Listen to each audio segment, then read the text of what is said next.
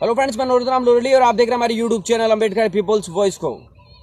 आज महागठबंधन हो गया है बिहार के अंदर, लेकिन मुझे क्या लगता है, आपको क्या लगता है, इस चीज़ का बहुत ज़्यादा महत्वपूर्ण फर्क पड़ता है। महागठबंधन हुआ है कांग्रेस, आरजेडी, हम पार्टी, आरएलएसपी, वीआईपी और सीपीआई, इन पार्टियों के बीच में महागठबंधन हुआ है। और महागठबंधन के दौरान किस पार्टी को कितनी सीट मिली है और किसका कितना नुकसान होगा, इससे पहले आप अगर हमारे चैनल पर नए आए तो चैनल को सब्सक्राइब कर लीजिए, बेल आइकन को दबाइए और हर वीडियो को ज़्यादा से ज़्यादा शेयर करिए और जितने लोग हैं उनको ज़्यादा से ज़्यादा जोड़िए ताकि सच्चाई हर लोगों तक पहुंच सके। महागठबंधन के तहत पार्टी में को टिकट मिली है, आरजेडी को 20 सीट मिली है, कांग्रेस को 9 सीट मिली है, आरएलएसपी रालोसपा उसको 5 सीट मिली है, हम जो पार्टी है उसको 3 सीट मिली है, वीआईपी जो मुकेश सहनी की पार्टी है उसको 3 सीट मिली है, सीपीआई जो है उसको 1 सीट मिली है। तो ये पूरे, और शरद जो पवार है, शरद यादव जो है वो लड़ेंगे शरद यादव वो लड़ेंगे आरजेडी की सीट पर।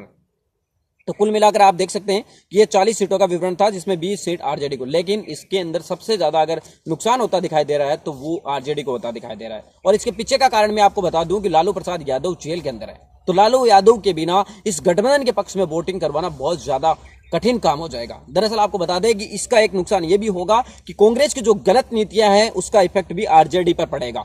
आरजेडी पर को नुकसान होगा इस गठबंधन से। उनको जो उन्होंने टिकट दिए आरएलएसपी, हम पार्टी, वीआईपी, सीपीएम, ये ठीक है, कोई दिक्कत नहीं है, इनका जनाधार है, लेकिन कांग्रेस का 1% भी जनाधार नहीं है। उसके बावजूद आपने उनको 9 सीटें दी है, साथ ही एक राज्यसभा की टिकट भी दे दी। मतलब अगर जैसे भी बिहार में अब राज्यसभा के चुनाव होंगे, मतलब जिस समय भी खाली होगी राज्यसभा से कोई टिकट सीट, तो सबसे पहले वहां पर कांग्रेस का उम्मीदवार जिताना पड़ेगा, उसके बाद ही आगे। तो मतलब 1 सीट राज्यसभा की प्लस 9 सीटें लोकसभा की कांग्रेस को मिली इस गठबंधन के तहत। जहां कांग्रेस की स्थिति 0 डाउन है, वहां पर इतनी सीटें देना कहीं ना कहीं, 5 सीटें मानी जा रही थी यहां पर कांग्रेस की कि 5 सीटें बहुत ज्यादा है, लेकिन आरजेडी ने बड़ा दिल दिखाते हुए यहां पर 10 सीटें आप एक राज्यसभा की सहित उनको जोड़ सकते हैं। तो यहां पर जो होने वाला नुकसान है आरजेडी पार्टी को वो ये है कि एक तो लालू प्रसाद यादव है वो जेल में है। लालू प्रसाद यादव के बिना बिहार की राजनीति शून्य है।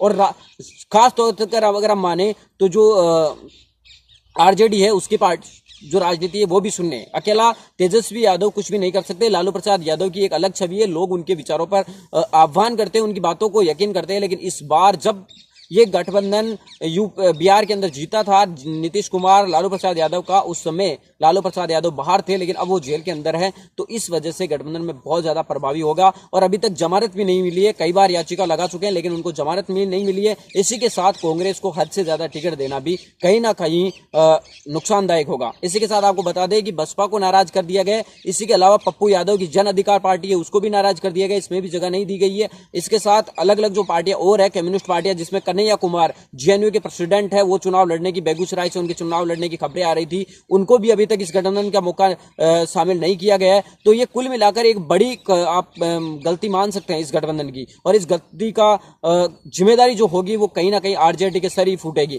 कांग्रेस खुद तो डूबी हुई है, लेकिन वो साथ साथ में आरजेडी को भी ले डूबेगी। जैसे आपने सुना होगा एक फिल्म का डायलॉग कि सनम हम तो डूबे हुए लेकिन आपको भी ले डूबेंगे, ठीक उसी प्रकार तेजस्वी यादव को यहाँ पर कांग्रेस है वो ले डूबेगी। तो कहीं ना कहीं हमारे से ज्यादा हम ये मानते हैं कि जो आरजेडी है वो समझदार है, लेकिन इसके बावजूद भी उन्होंने इस प्रकार का निर्णय क्यों लिया, ये उन्हीं के बात हो सकता है। कई दिनों पहले आपको बता दें कि तेजस्वी यादव ने एक ट्वीट किया था और उन्होंने कहा था कि गठबंधन के दौरान सीटों के बंटवारे को लेकर किसी भी प्रकार की लड़ाई नहीं होनी चाहिए, मैं ये चाहता हूं। तो शायद उन्होंने अपना हिसाब से बड़ा दिल दिखाया है, और जो ये महागठबंधन है वहां पर बिहार के अंदर एक मजबूत ही, लेकिन जहां तक अगर इसमें सभी विपक्षी दल को, अगर कांग्रेस की जगह इतनी 9 सीटें 10 सीटें कांग्रेस को दी गई है, उसकी जगह अगर उनको 3 सीटें 4 सीटें बसपा को दी जाती, 1 सीटें 2 सीटें जो कन्हैया कुमार की पार्टी है, कम्युनिस्ट पार्टी अवाम दल, उनको दी जाती, तो शायद ये गठबंधन और ज्यादा मजबूत होता। दरअसल आपको बता दें कि 2014 के चुनाव के अंदर जहां से राबड़ी देवी चुनाव हारी थी आरजेडी की,